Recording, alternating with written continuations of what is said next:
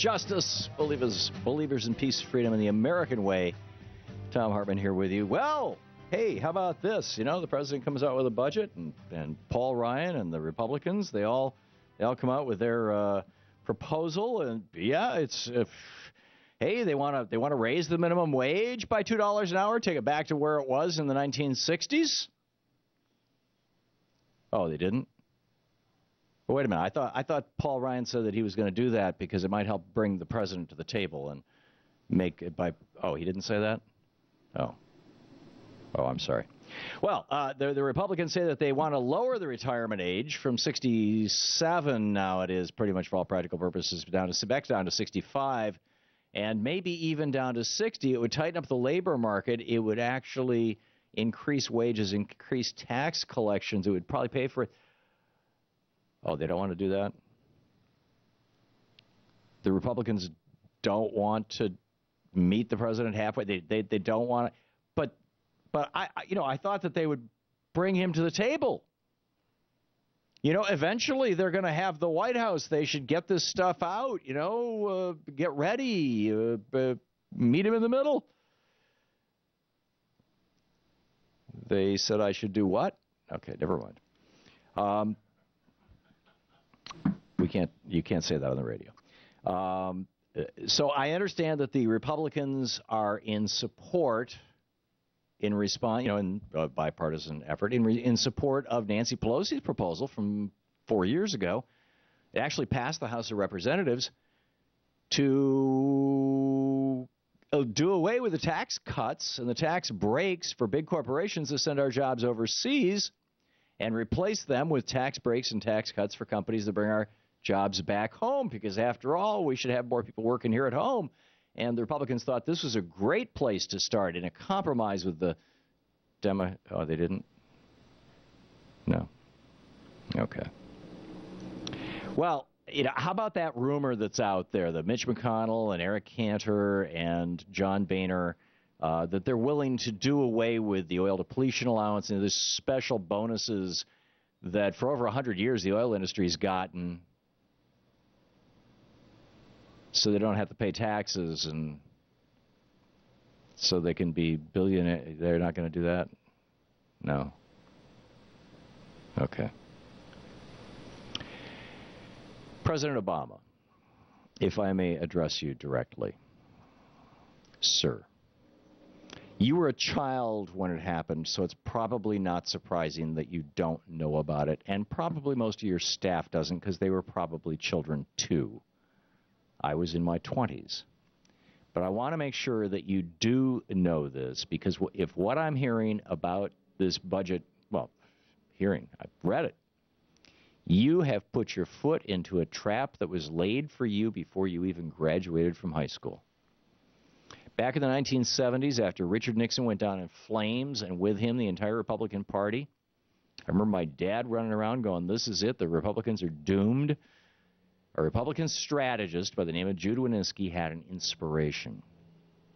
The Democrats, he said, had always been the party of Santa Claus. They gave the American people what they wanted: Social Security, unemployment compensation, medical help, minimum wage, free public education, inexpensive public hospitals, unions, environmental protections, child labor laws, workplace protection, paid vacations, sick days.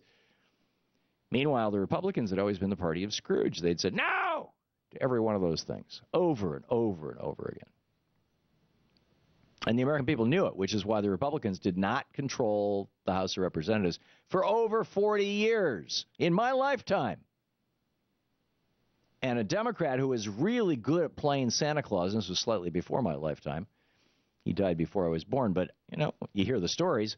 He was really good at playing Santa Claus, FDR. He got elected four times as president. So Jude said Republicans have to figure out two things. First, they have to somehow become Santa Claus. That's what the American people want. And second, and perhaps most important, they have to figure out a way to force the Democrats to shoot their own Santa Claus so the Republicans can replace the Democrats as the party of Santa Claus. The Republicans all said, "Come on, what are you talking about? We're the party of no."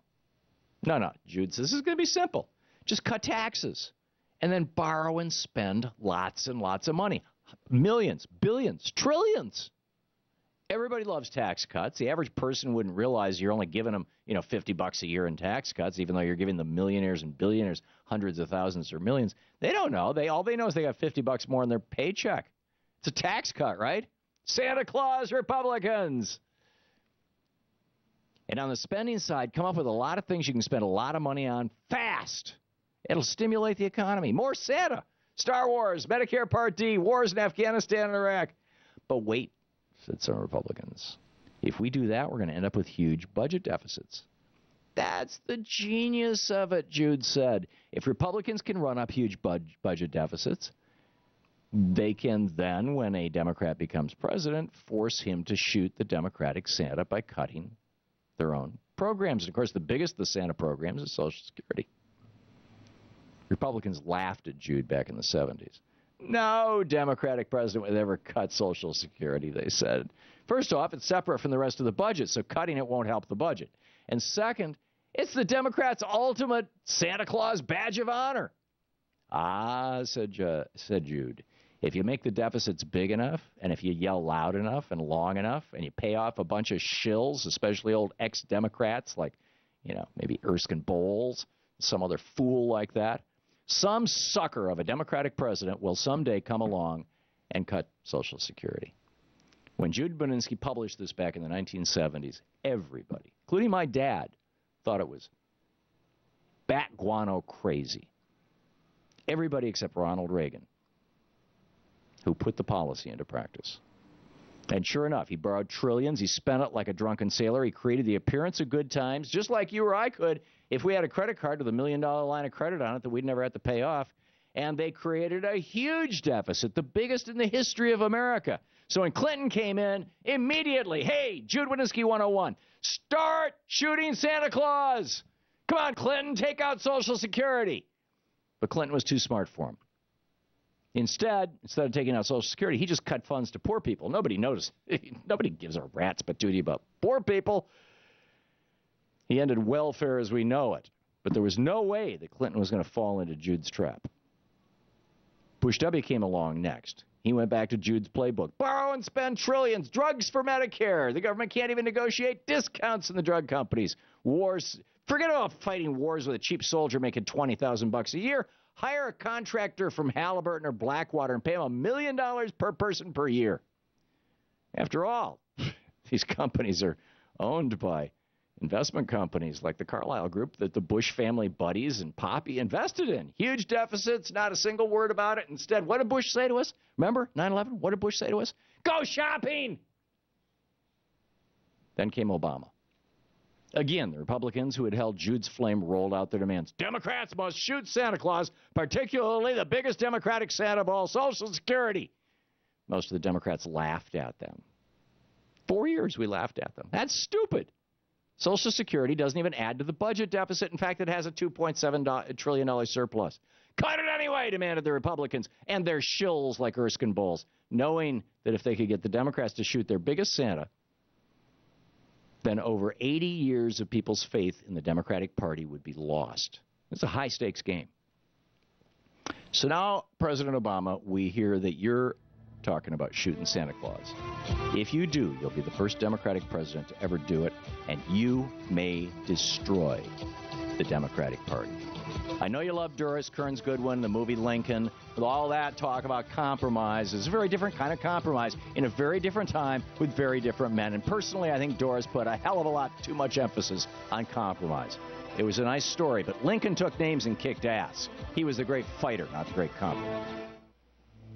This is the Thom Hartmann Program. President Obama, please stop thinking you're Lincoln. You're not. And your political opponents are not Andrew Jackson or Thaddeus Stevens or Salmon Chase.